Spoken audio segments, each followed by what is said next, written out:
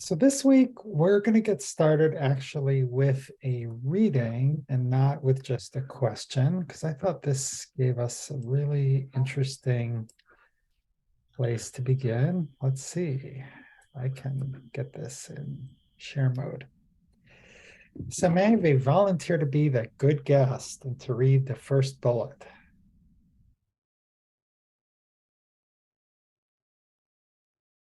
Yes, Bonnie.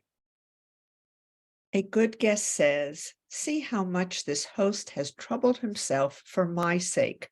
He put so much meat in front of me, so much wine, so much bread, all this effort just for me." Thank you. And may we have another volunteer to be the bad guest? This is just an acting job. It's not like a Sarah. A bad guest says, "What trouble did this host take for me? I ate just one roll, just one piece of meat. I drank just one cup of wine. All this effort was for his own household." Okay, thank you. So I will stop the share and I'm going to copy this. And so what do we notice about gratitude? Sorry, you can unmute yourself and begin to answer while I copy this because I can't see you. Okay. There's a mixed message here, mixed reaction. There's another one that's not there. Oh, don't make that just for me. And to me, that's undermining yourself by not giving your and then it's also not giving your host an opportunity to serve you. Mm. I mean, you get that all the time as, oh, not just for me. Yeah, some people want to be generous. And when we say not just for me, we deny them that opportunity. Great. Thank you. Marjorie. Okay.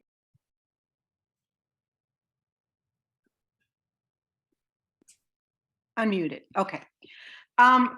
It's interesting because as I was thinking about gratitude over the week, I found it so much more joyful by other people being grateful for what I had done for them and how they expressed their gratitude. That would, to me, had more power to it for me. Which, oh, I like the tail of your cat. Looks okay. And this kind of summed it up for me. So it was a good way to start, at least the first portion. Yeah. So what I'm hearing you say is that if you were providing for someone else, those people who kind of responded like the good guest, who were grateful, it made it just a more pleasurable experience for you. It was more than me. Like, of course, I offer gratitude. You know, I try to be very mindful of when something is done for me. Also, you know, to be gracious. But I really see it, how much it showed up for me in how other people really appreciated the things that I have done for them. Great, thank you. Oh. So I think if we make the assumption that both the good guest and the bad guest were at the same meal and were served exactly the same thing, what is the difference between the two?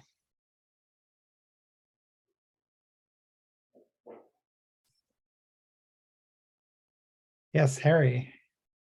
Well, I think the bad guest just has a stingy mindset, because I'm sure if she was the host or hostess, she would just have just enough food for everybody, and she's probably looking at this. Oh, it's either a waste because I'm not going to eat that much, or it's really for them and not for me. So it's this stinginess, mindset, I think, is the way I sort of see it. Yeah, it's kind of a mindset difference between the two. Yes. Yeah, and one way to describe that mindset might be sort of a stinginess. Yeah, she's looking at it. I'm only taking one roll. I'm only doing this. Why she has all this food for? It's a waste. Yeah, great. I just sort of know people you know, I've been to these affairs and I've heard this before. When someone has a wonderful layout, oh my God, it's almost, someone says, oh man, they're never going to finish all this. Mm.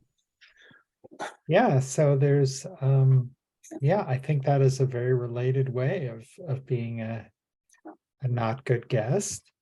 Yes, Joanne, I put the comments in the chat so you could catch up, which I see you have. So Well, I just wanted to make a general comment that there's a lot of food waste, especially probably in America, and people who you know, like not everybody eats every kind of food, even the guests. I'm talking about, not the hostess. So, in the sisterhood of my show, we recently sponsored. Well, we didn't sponsor. We had a meal for Sukkot. People had to pay for it, but the caterer charged us almost as much as we had people pay, and there were apparently trays and trays of food that were left over. And so caterers, this is not an individual, that, you know, people are interested in profit, often do things that are not necessary. And we overconsume in this country, and, you know, I mean, it's nice to have a beautiful spread, but, you know, it's a shame to waste food. So some people try to give those foods to food banks in different places where people can eat it. That's yes, thank you, Joanne. Let's come back to this question though, because I think it's a really important one. And I think Harry got us part of the way, but I don't think we've gotten the whole way. This difference between the good guest and the bad guest. Yes, Stephanie. Hi, I think there's a lot of people in this world that see the glass as half empty instead of half full, or and they just do not know, even thinking about gratitude, of looking around them in their own lives and just seeing something that they can be grateful for. They're always complaining. They do not recognize what they have. And it gets to be almost like a habit, that somebody gets into a habit of being a certain way, telling themselves, you know, oh, I don't have that much, or things never work out. And so this is what they're stuck with. And just repeating that, it's like a, you know, a bad record that that they have memorized that. Yeah, thank you.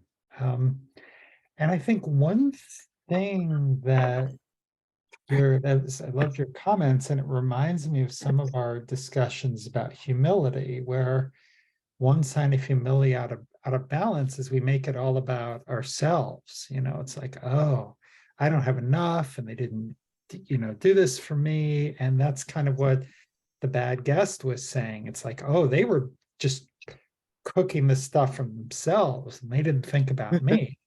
Whereas the good guest was like, wow, look at all this stuff they did for me. Yeah, great. Karen. I see that both of these guests were included for extreme perspective so that we can see the balance there.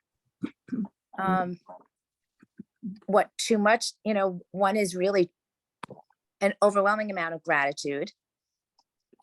And the good guest probably knows that the meal was being made as much for the family as for the guest. Or maybe that the good guest doesn't know that. But I would think that there's a balance. And for the bad guest to say, yeah, you were only cooking for your family, and I just happened to be here, so you put forth no extra effort. The fact that the bad guest was even invited and sitting at the table means there's extra effort. So for me, it was just nice to see two ends of the spectrum at once. And that allows a balanced perspective for me to learn. Thank you, Karen. Yeah, this is one of my favorite teachings because it does provide such a juxtaposition. And the other thing that I'll add in is I'm reminded of the when we're practicing honor, it says, always from Pure Kavod, always judge people to the side of merit. And clearly the bad guest is not judging to the side of merit. And when I look at it in that respect, I mean, the unsavory truth, I can't speak for everyone, but I know I have been the bad guest sometimes where I have said this person didn't care, they were phoning it in, they didn't do, they did a half-assed job, and maybe they did, maybe they didn't, maybe they were sick, but it is so easy when we're in that moment of judgment to kind of forget about gratitude. And it's not to say that, maybe sometimes we're right, maybe we're not, but I can't believe that I'm always right. And there's a certain mindset that you can take to these situations, which I think can color your whole experience.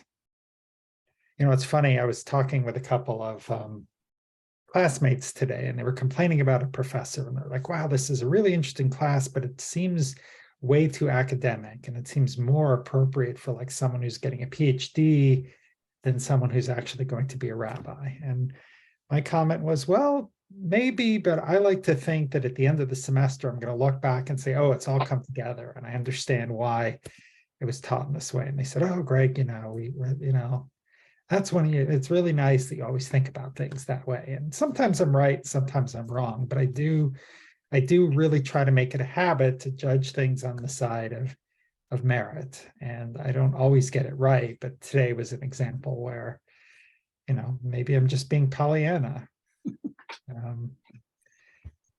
Bonnie. So I can't speak for anyone else. Sometimes it's hard for me to accept a compliment. And I often I feel like I need to crouch it in. Oh, thank you so much, but it's not new. And I have learned that I just need to say thank you. I don't need to have an additional part of that sentence. And the thank you I believe is appreciated. The other piece I wanted to add is, I think, and I can only speak for myself, I'm so fast afterward to send an online card to say thank you, or to send a text. And I know how meaningful it is for me to get a handwritten note. And I think I started to fall out of that experience. And so I had to look back on myself and say, oh, I keep all the thank you notes, for instance, from my grandkids from the time that they just drew until they're in college and they're still drawing. For me, I think that sitting down and writing that note and getting the stamp and, addressing the whole thing is part of the way I can acknowledge somebody's graciousness. Yeah, so thank you, Bonnie. So that's an interesting, that's definitely a gratitude practice that one could adopt, is I'm going to go the extra step to, write a handwritten thank you note to express gratitude. Yeah, okay. Well, let's take this a little bit further.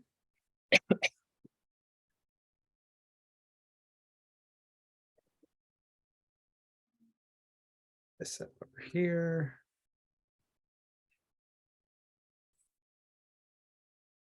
So I'm gonna go here.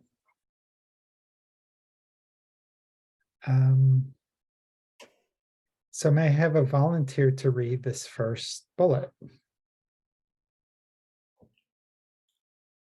I can't see most of you, so you can just unmute and read.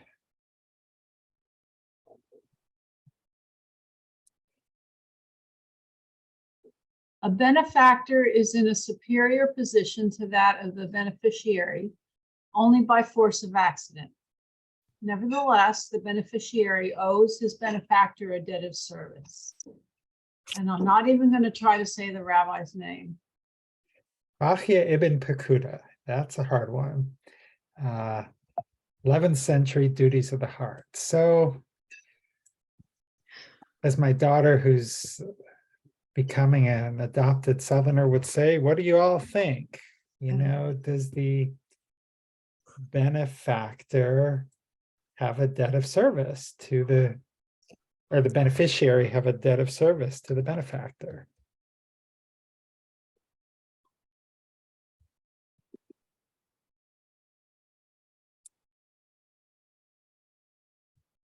Bonnie. I don't, I'm not going to go into that yet to say that I really don't like the part that says only by force of accident.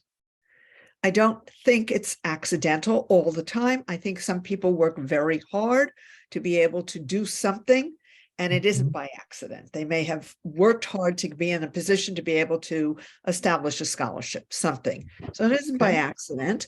I do think that maybe the debt of service is, if you all remember that movie, Pay It Forward, which is almost 20 years old. It's a great movie for teens, by the way. I mean, I used it to teach. And it talked about paying it forward. And that's where I would, I realize how old this is, 11th century, and pay it forward wasn't even perhaps thought of, but maybe that's what it means. Not a financial debt, but a way of setting it up for somebody else some way. Thank you. Okay, so let's see. Sorry, I went to go copy something and I lost said, I think it was Janet who had her hand up. Yes. Janet, what do you think? No, well, I shouldn't say I got into trouble, but it was repeated that I once said, God, I'm tired of inviting people who never reciprocate. And a lot of people do not reciprocate. And I need to be more compassionate about that. On the other hand, I do reciprocate. Maybe I don't always reciprocate. Maybe I'm not perfect, but I think the idea of reciprocation is not as ingrained in other people as it was in myself. Yeah, that's a hard one when people don't reciprocate. I hear you. Karen.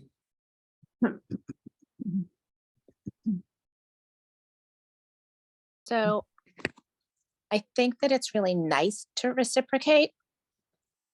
I think that if someone is choosing to be a benefactor, or to do something nice for someone else, if it's me in that position, I do that because that's what I want to do. That's the kind of person that I want to be at that moment in time. And that's difficult sometimes. I have had that discussion with the children when they would say, you know, there's no reciprocation. And I said, well, we don't easily get stepped on unless we let that happen. We choose to do things for as long as we believe that that's the right thing to do. And then we can change course. And this strikes me as something similar to that practice. Thank you, Karen. Joanne. I live in a one-bedroom apartment. I have a dining area with decent sized table, and I have the leaf in it. I could seat about, 7 people. I don't often have people over, but every Hanukkah I do Latke Fest and invite a bunch of my friends over for latkes. So even if it's 5 or 6 people. But, maybe some people can't reciprocate on the scale that you have and are embarrassed, maybe. I don't know. I'm just projecting. But that is a possibility. All right, let's take this a step further. I'm going to just post this in the chat. And actually posted in the chat before. So a person who has received the smallest benefit from their friend is obliged to permanently engrave on their heart not to repay their friend with any evil. Even if this person also wronged them, they must forget the wrong and not forget the good. So this is from a book, Paleo. It was published in Constantinople by Rabbi Eliezer Pabo. This was it's a cool book. It's very orthodox, but it has a lot of really interesting nuggets. And I'm pointing out that this was published in Constantinople because there's some people who think that Mussar was really just an Ashkenazi thing, or it just started in Lithuania. And this is someone who's in, the Sephardic world, who is not, not in kind of Eastern Europe in the same way, although Turkey technically is, it's kind of right on the border between Europe and Asia. But Mussar really was a phenomenon throughout the Jewish world. It wasn't just a Lithuanian thing. So you can actually see the book and the translations, and there's like 276 chapters with a little page vignette on a whole bunch of different issues. But Papo's point, though, I call this, and I think Alan Morena summarized this way: don't repay good with bad. And so what do we think about that? If someone has done some good for us, is part of our gratitude that we should never, even if they've also wronged us, should we just let the wrong go? I mean, what do we think? Is there some merit to this? Is it completely out to lunch? Is it totally on board? What do we think?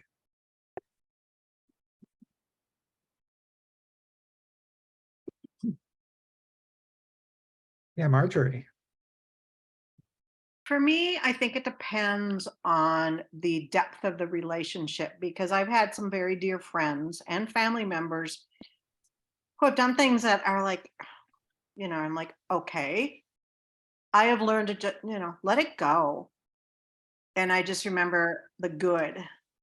And it's just like Right. water under a bridge. Now, if somebody has done something that is really detrimental, they're not worth it to me. Then I have to move on. But for the most part, let's see, who's received from their friend is engraved. Yeah, I do remember the good. And I forget. Yeah. Great, thank you. Okay. Thank you. So certainly with friends, it's much easier to kind of focus on the good for Marjorie. And if someone's kind of a little further outside the bubble, then, that relationship may not be maintained as much, if I was hearing correctly. Marianne, what do you think? I think if the wounding, like if it's just one wounding and it's in the past, yes. But if it continues happening over and over again, I think you have to either set boundaries or maybe remove yourself. Because I don't think it's good to just open yourself up to be wounded over and over again. Yeah, absolutely. This should not give someone a blank check. They did one good thing, and therefore, they can do all kinds of bad things to us. That certainly would not make sense. There was one specific instance when this really helped me, where there's someone who had helped me out, and they helped me promote one of my books, and it was really helpful. And then a few years later, they did something which was not at all helpful to me, and I was really mad at them. And I just decided to let it go because, and I can't remember the details, but I think I had a chance maybe to say something publicly about the bad thing that they had done, and how blah blah blah. And I just decided, I'm not gonna repay good with bad. That even though they were really in the wrong, and maybe by some scales, they were sort of equal, or they should have been held accountable, I was just like, I'm not going to And it wasn't the kind of wounding that Marianne is talking about. But I found it really helpful to just say, you know, I'm not going to repay good with bad. And it was helpful for me just to kind of let it go. And really, it was just going to be one of these kind of pissing fit kind of situations. There was just nothing good that was going to come out of it. It was just going to make everybody look bad. So it was really helpful to me to just kind of be able to move on from that situation. Marianne, your hand's still up. Is that another comment or is that just from before? Oh, there goes the hand. Okay. Yeah, Marjorie. And also I've learned in Mussar, I'm not muted, am I? You're not. I can hear you. Oh, okay. I get a little, okay. Sometimes I don't know what another person's situation is, what their, where they are in their life. Mhm. And I try to give the benefit of the doubt that the reason for whatever the outlash, the meanness, I try to think like, okay, there's something else going on here. It's not about what I'm doing or not doing. And I think that's also part of B'Tselem Elohim is, trying to see the godliness in somebody else. I have to try to give people the benefit of the doubt. But as I said earlier before, if it's a repeated behavior, I also don't deserve to be treated that way. Absolutely. Okay, back on mute. So I'm going to pull up our next slide because there's a little bit of a progression of ideas that I'm looking to explore with you. And once again, I'll put this. So the first, I'm a huge Natalie Merchant fan from 10,000 Maniacs, big band during the 90s. So can we have someone read the first quote from one of Natalie Merchant's songs after she left the band? Yeah, Joanne. You've been so kind and generous. I don't know how you keep on giving. For your kindness, I'm in debt to you, and I never could have come this far without you. Natalie Merchant, kind and generous. Thank you. So what I think is interesting is these last couple of things we've been looking at is is there some, and I think some of the sources kind of suggest that you do have a debt to someone if they are generous with you, and part of your gratitude is about repaying a debt. And that's not the way that I have thought about it, and I'm not sure that I'm not saying this is the way it has to be, but I think just from a very popular music, it said hey, how can I ever repay this? I'm in some level of debt. So I'm curious, what do people think about that? Is there some level of debt that we're in? Or is it really just, hey, it's chesed, I don't owe you anything. You did the nice thing, but I don't owe you anything in return.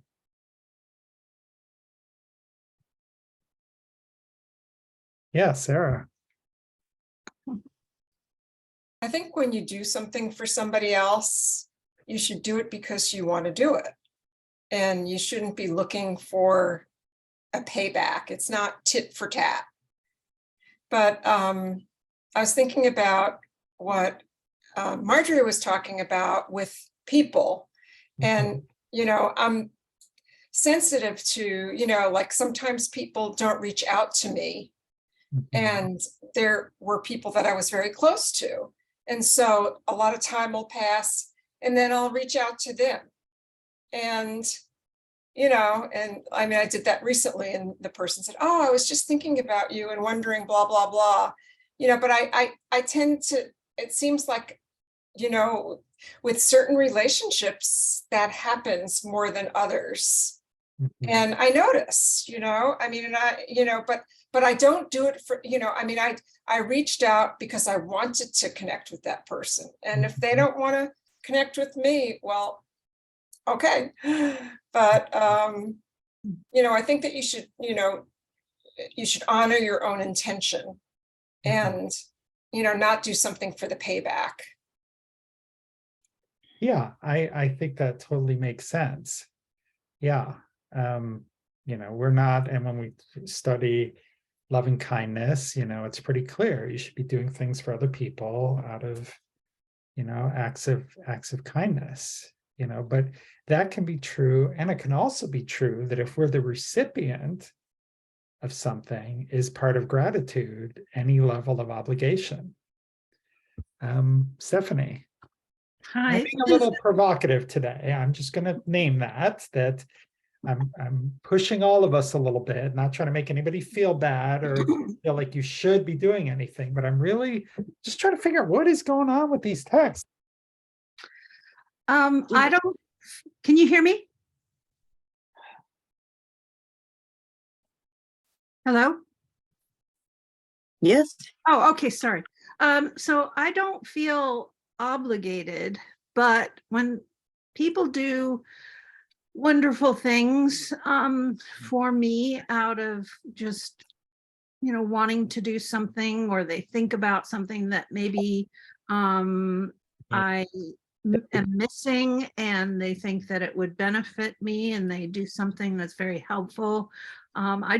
That never goes away in me. And I have somebody that I have had a falling out with several times. It's been a difficult friendship and we've just come back together. And that person was going through a lot of crap at that time, and I was going through similar crap also, and we were just like oil and water. But separating, and I shared my feelings and things that I was hurt about, and then we separated for a while, and then I just let it go. I just let it all go and thought highly of this person still. I didn't really take the anger with me. I just thought, this just relationship maybe just not working, and or maybe I didn't set clear enough boundaries. But anyway, we did reconnect, and I just have this feeling with this person that I would like to do something in order to just kind of, like somebody said, pay it forward. It's just like I would just like to continue that generosity that they showed me, and that's the type of person I am. If somebody has done something to me that's been hurtful, but they've been so generous with me, it's not like I hold things against them. I just feel like maybe there needs to be a little bit of separation and talking things through. But I feel like that is sort of a gift I can give somebody like they gave to me. So I do like when it's possible for me to be generous to people that I know. Yeah, so thank you so much for sharing that story, Stephanie. And I'm hearing kind of a similar theme to what Bonnie said. I may or may not have an obligation to that person, but I do sort of feel like I want to pay it forward. I want to help, be generous to someone else in the universe. Karen. So I also connect the thought that this is a lot about expectations, and that when other people don't meet our expectations of them, we get disappointed in them. And also, when in Judaism, for instance, with tzedakah, they teach that that's actually an obligation. And I used to think that giving to charity really had to come from the heart. And so I'm wondering here, because I really don't know this, is there any type of obligation in this benefactor beneficiary relationship that's obligatory, that the more it's practiced, the more likely people are to do that? But if they're not taught and it's not obligatory, then they may not even think to do it. And then they're not meeting our expectations of them. And that if it's just something nice that we can do, then it's really dependent a lot on just our culture, maybe.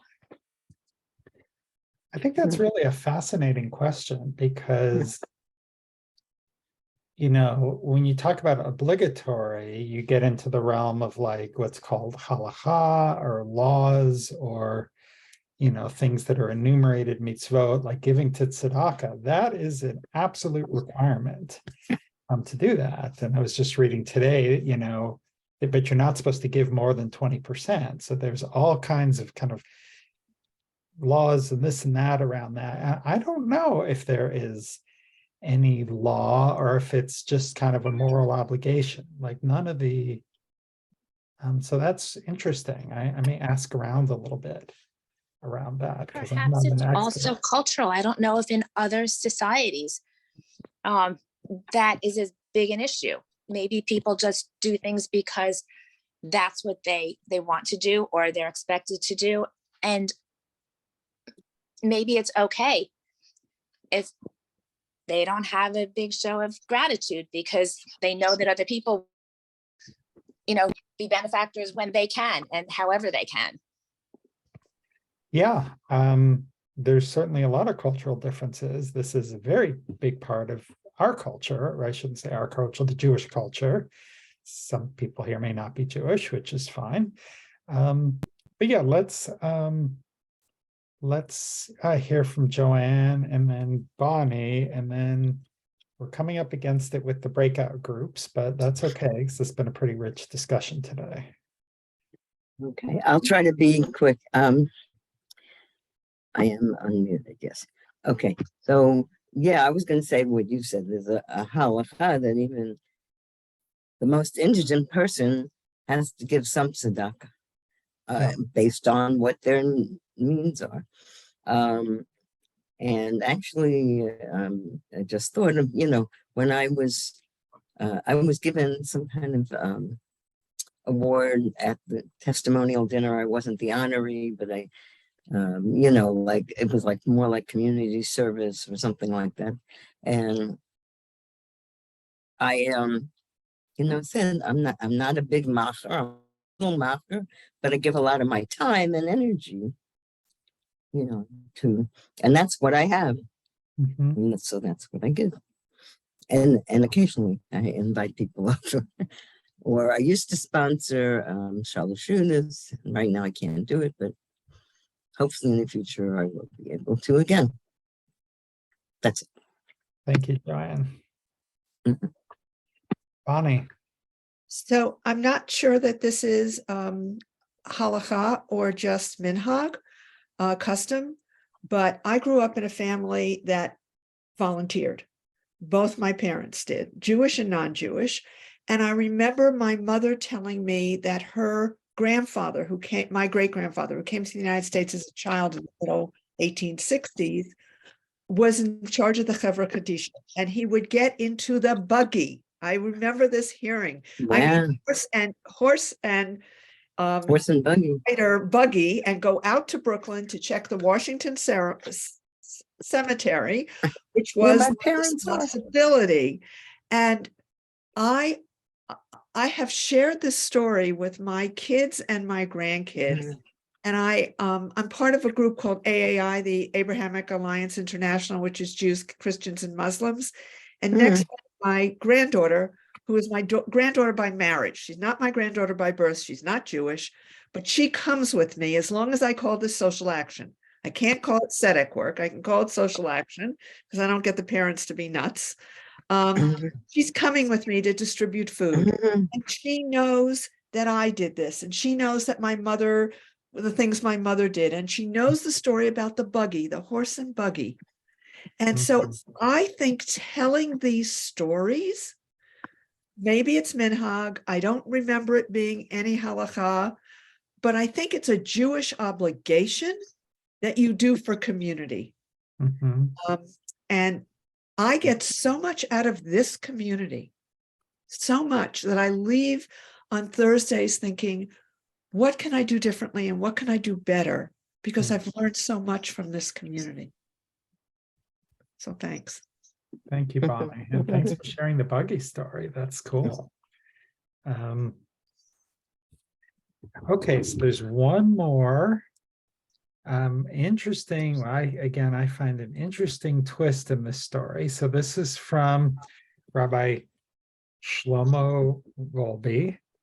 Gratitude is intellectually compelling and is a very good trait. So why are we so often ungrateful? And this kind of came up earlier where it's like some people are just the glass is half empty people. And I know for me, sometimes I am a glass is half empty person as much as I try not to be, or I don't, there's all kinds of things.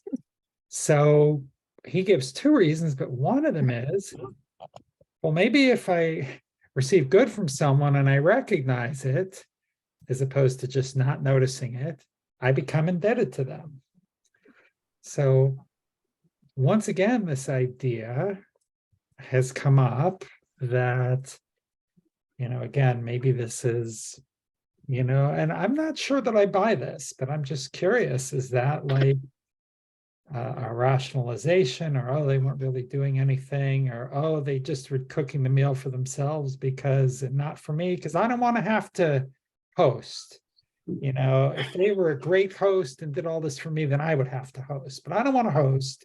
So therefore, my subconscious is just going to say they were a terrible host, and they were just doing it for themselves. Janet. I think, as you pointed out, or between the lines, is there are people who don't want to be beholden to anybody. Is that what you're trying to say? Yeah. Mm-hmm. And they don't want to be beholden, and they will not, like we talked about, like if you practice gratitude, it's less stressful, you kind of appreciate things more, you get more energy, but some people don't do that. And so why not? And so he's making this argument, well, maybe it's because they don't want to be indebted to anybody. And so therefore, if I don't practice gratitude, or I don't think of it as something done for me, I'm not going to be indebted to anybody else. So I'm wondering, is this a real argument? Is this a real thing? Or is this like an intellectual exercise on his part? Well, you've heard the expression, don't do me any favors. Mm-hmm. What does that mean?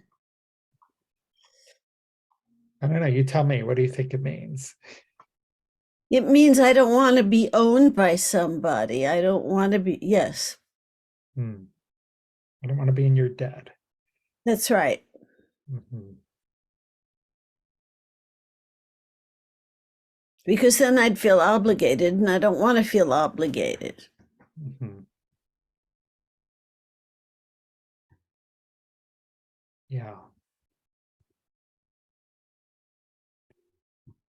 Well, we have about 12 minutes left, and I'm thinking that if we go to breakout rooms, we're not going to have a ton of time. So I'm thinking maybe we continue our conversation, here together. Try to go every week, but every once in a while we can shake things up a little bit.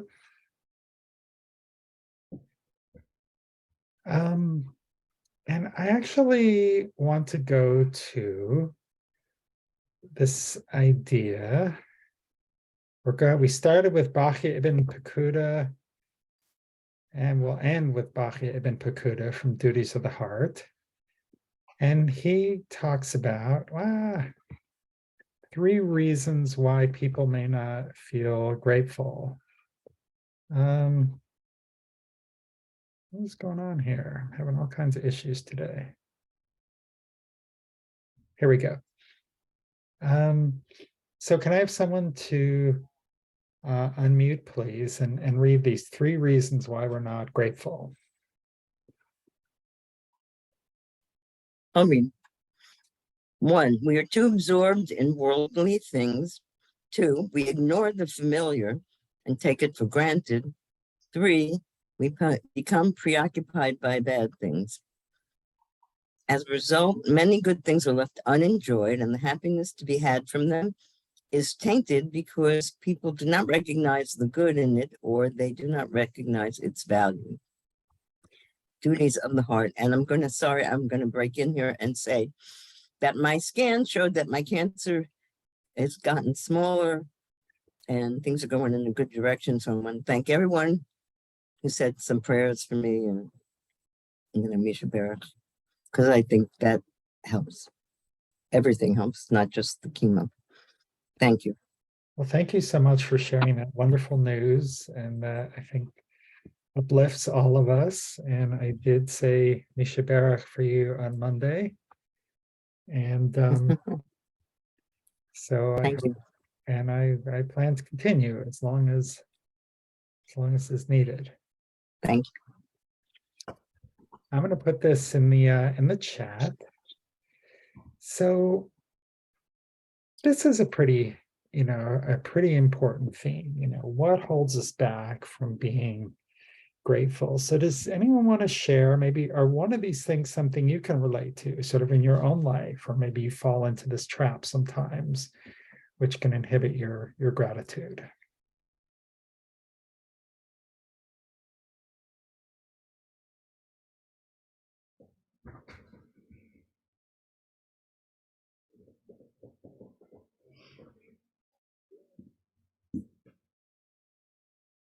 Or does anyone have any questions about what does this mean, or what is it talking about?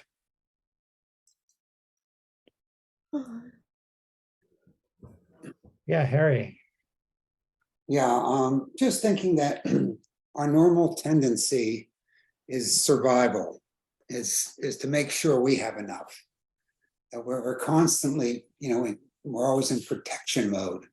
I mean, that's how we grew up. About, we turn to be, it takes, as someone grows and matures, they go from being selfish as a young child to being more grateful. So it's sort of acquired over time. But there's this this need to make sure we have enough. And so when you're in an area, when you're stressed economically, and you're stressed at work, and you're stressed at all these things that we're being stressed with, you're thinking of yourself or your family, and you're not really appreciating some of the good things that are happening. So it's a natural tendency. And I think today it's sort of been exasperated. And I think if you have you have to, I guess, make sure that you are showing gratitude, because really showing gratitude is a mental health exercise if you want to maintain stability. Appreciation is huge. And we forget about that when we're stressed and we're into protection mode. Yeah. We're not enough mode, is my thought. Thank you, Harry. I really resonate with that. And it was reminding me, I think I've shared that I'm doing my current internship is in bereavement and working with people in grief. And sometimes I hear pretty heavy stories, and sometimes they stay with me, into the next day. And I'm realizing if I'm so preoccupied on someone else's story that I heard the other day, then I'm missing out on things that I can't be grateful for, other stuff that's going on. And it's not to say I should be callous about them, but I do think that, from a self-care perspective, it doesn't do anybody good for me to keep feeling so bad that I become distracted the next day about what someone else has shared. And one of the things, as I understand it, you could do is to avoid that, being self-centered, I should say, is to have a practice of having, sometimes they call it a gratitude journal. Mm-hmm. So that you spend the time at the end of the day and you list, what am I grateful for today? What's been positive? So you sort of force yourself to do that on a regular basis. It's a great exercise if you can keep it up, because I'm sure you could, when you think about it and you really think about it, you'll probably find things to be thankful for. Yeah, absolutely. Yeah. What do people think are some of these things that we can be grateful for that maybe we just take for granted or we don't notice, for some of these reasons that were listed here? Yeah, Marjorie. Well, there is not, so these 3 points, I find that I have another point that happens to me is that I'm becoming indisposed. Like when rather than like doing something for somebody, because I should be grateful that I have people that I can do things with, that I have the resources to do things for people. Maybe it goes back to selfishness, but they're kind of putting me out. It's like, I think, well, why should I do this for you?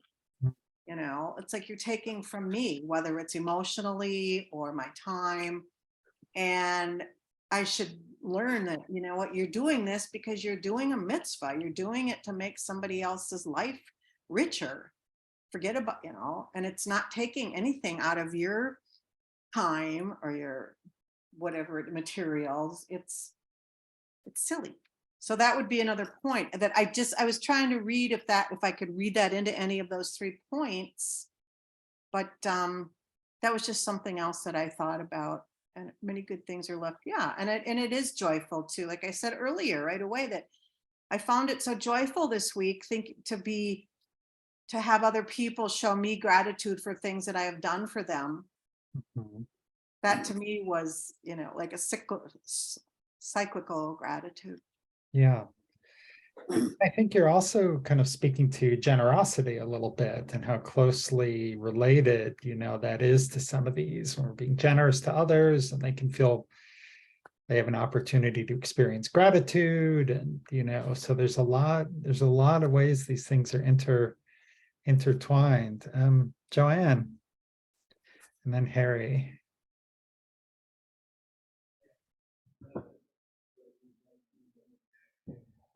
Yeah. Okay, so yeah, I mean, people were talking about sending handwritten notes, and we had a program in Sisterhood.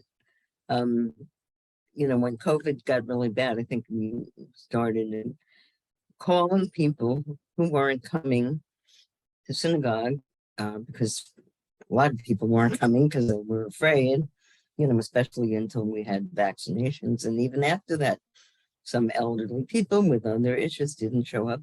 And we divided up a list of names and phone numbers and called these people. And that, again, there's a time, but people were so happy and to have someone else to talk to. And, you get a lot of personal benefit, I think, from bringing some joy to somebody else and thinking of somebody else. And I think it also takes your focus off whatever your particular issues are or problems are at the moment. Not that you shouldn't address them, but it gives you a better perspective, and the other thing about gratitude, we talked about this also. It's like every morning I open my eyes, I'm awake, thank God. Mhm. I go to the bathroom. Well, thank God. If the plumbing's working the way it should be, Right. that, got open. I can open my eyes. I can dress myself. I can stretch a little bit. That's all in Halakha, the morning prayers. And it's simple. It's fast. And I go outside sometimes walking. When I walk to shul, I say the morning blessings. Opening my eyes, putting clothes on me. I'm not naked. Releases the bound, who straightens the bent. Yeah, these It's are all things there. we can It's all take for there. granted. Yeah. Yeah. Waking up, clothes, standing up. These are all the plumbing working, these are all things which are very everyday and we can take for granted. But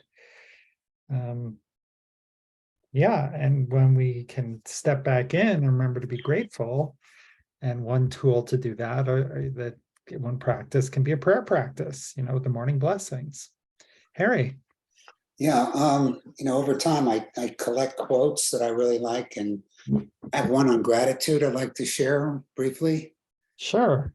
And what sort of sums up what Joan's saying, and it goes like this. It says, gratitude unlocks the fullness of life. It turns what we have into enough and more. It turns denial into acceptance, chaos to order, confusion to clarity. It can turn a meal into a feast. I really love that, but it can turn a meal into a feast, a house into a home, a stranger into a friend. Gratitude makes sense of our past, brings peace for today, and creates a vision for tomorrow. What's Oh, I wrong? love that. Well, we'll give you the final word. That is a great note to end on. Yeah, I love the one that says it turns a house into a home. Yeah. Or a meal into a feast. I mean, Yes, yeah. that is great. Please don't click on this just yet because we're going to meditate, but I am sharing a blog post I wrote a few years ago. It's sort of the 15-minute gratitude challenge, which is sitting down and writing down everything you're grateful for in 15 minutes. And it can be, you set a timer, and it can be very energizing.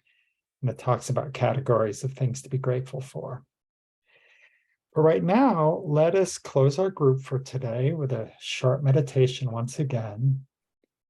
So please take in a deep breath through the nose and hold. And leisurely exhale through the mouth and hold. Let's take a moment to think of the people in our life that we're grateful for.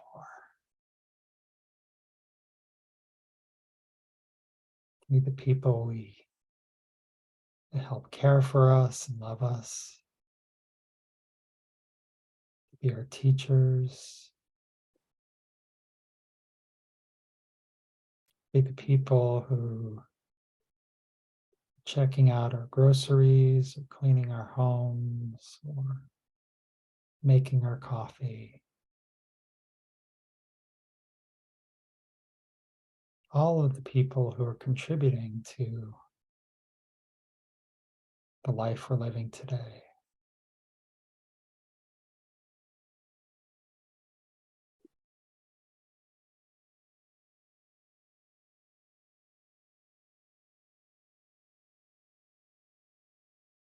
And now we'll turn our gratitude towards the other people who've been here sharing this journey with us today. And across many weeks together. Their presence, for their support, and for just showing up.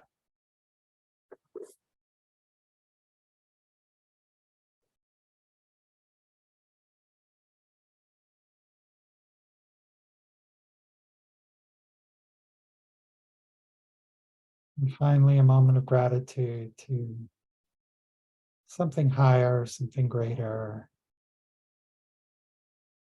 That's divine, whether that's humanity, whether that's nature, whatever that means to you.